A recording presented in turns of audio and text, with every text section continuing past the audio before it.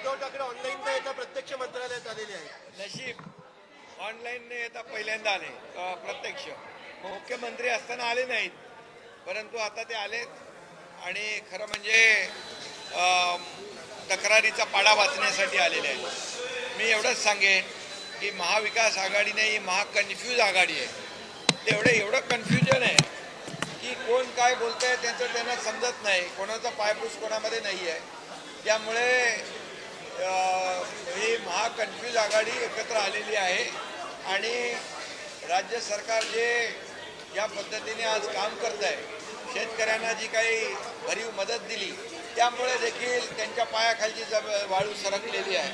लोकसभा आणि विधानसभेमधला जो काही विजय पाहिला त्यांनी, आता येणाऱ्या स्थानिक स्वराज्य संस्थांमध्ये देखील महायुतीने केलेलं काम, याच्या कामाची पोचपावती जनता दिल्याशिवाय राहणार नाही.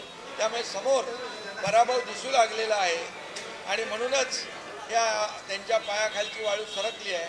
आणि जेव्हा पराभव समोर दिसू लागतो त्यावेळेस मग अशा प्रकारच्या तक्रारी माणसं सुरू करतात आणि तशा प्रकारच्या तक्रारी त्यांनी सुरू केलेल्या आहेत.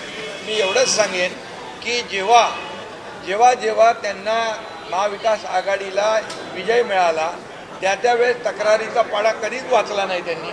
जेव्हा जेव्हा पराभूत झाले तेव्हा मात्र तक्रारींचा पाडा वाचला. अगदी निवडणूक आयोगावर देखील आरोप केले, न्यायालयावर आरोप केले, सगळ्यांवर आरोप केले आणि आता देखील या ठिकाणी त्यांना स्थानिक स्वराज्य संस्थांमध्ये त्यांचा पराभव समोर दिसू लागलेला आहे. आणि म्हणून हा रडीचा डाव आहे. हा रडीचा डाव खेळण्यासाठी ते आलेले आहेत. परंतु महाराष्ट्रातली जनता सुज्ञ आहे.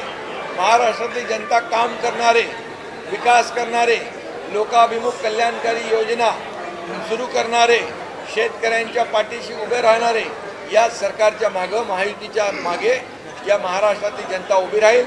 आणि ते किती काही एकत्र आले, काही सगळं झालं तरी सुद्धा महायुती या येणाऱ्या स्थानिक स्वराज्य संस्थांमध्ये प्रचंड यश मिळवेल आणि प्रचंड विजय मिळवेल.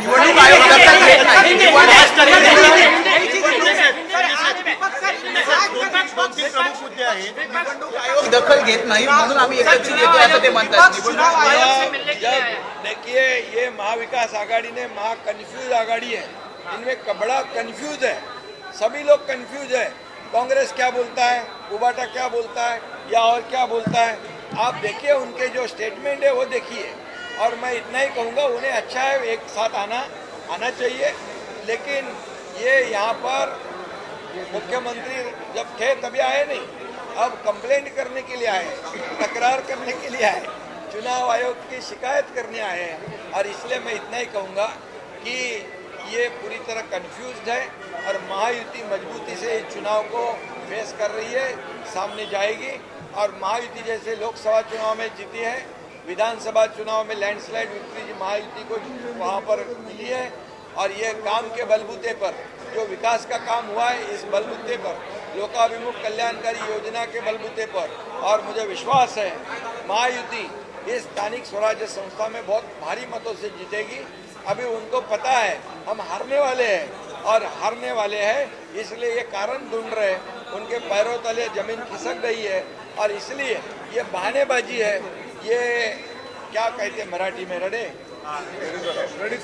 रडीचा डाव है. शिंदे साहेब, तुम्ही घेतलेले निर्णय मुख्यमंत्री असताना तुम्ही सुरू केलेल्या काही महत्वाकांक्षी योजनेविषयीच का चर्चा केली जाते किंवा हे तुम्ही करता सगळे चर्चा, सगळ्या योजना चालू आहे. लाडकी बहीण योजना पण चालू आहे, शेतकऱ्यांना आम्ही सन्मान योजना सुरू आहे, शेतकऱ्यांना दिलेली मदत सुरू आहे. धन्यवाद.